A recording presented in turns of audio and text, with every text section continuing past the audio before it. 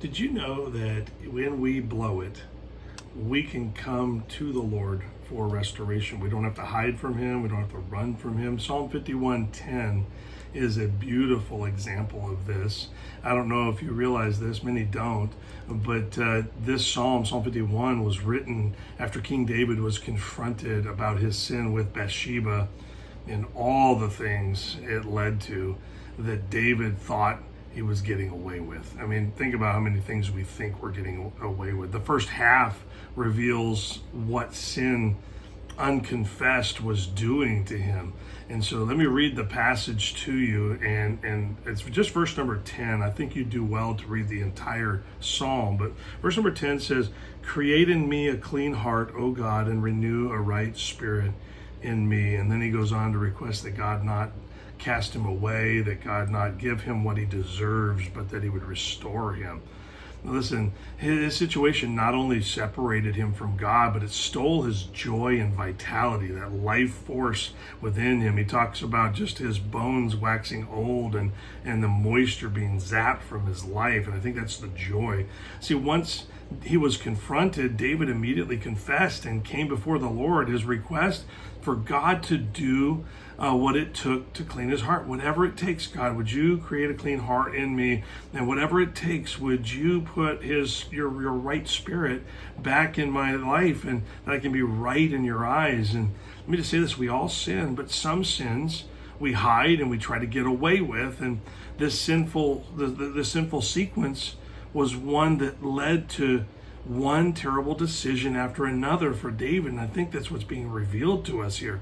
When we have unconfessed sin and we pretend to be right with God and pretend that everything's normal or that we got away with it, it is leading us down a path of terrible decisions. Some of them are obviously terrible, like David tried to cover up his sin by trying to trick her husband into covering up the reality that she was pregnant.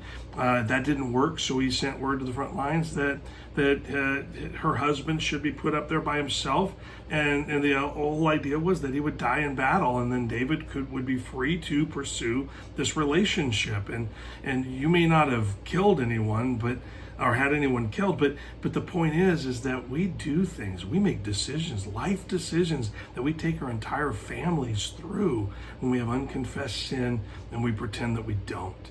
And so I want to encourage you in this. This happens to a man who's referred to prior to this and after it as a man after God's own heart. And so don't think that because you're spiritually strong, you would never do this, or that everything that you do is definitely on the spiritual up and up when you have unconfessed sin. Don't believe that a man after God's own heart has you insulated from ever making a mistake. I think many believers are like David in some way. We get off track and just stay there making decisions. We told everyone that they were bathed in prayer, and God revealed them to us to be right. But we haven't been close. We haven't come before the Lord humbly asking He clean our hearts and renew our spirits.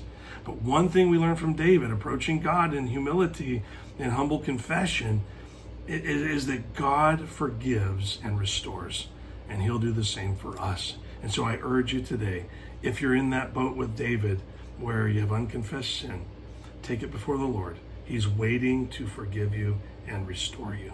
Have a great day.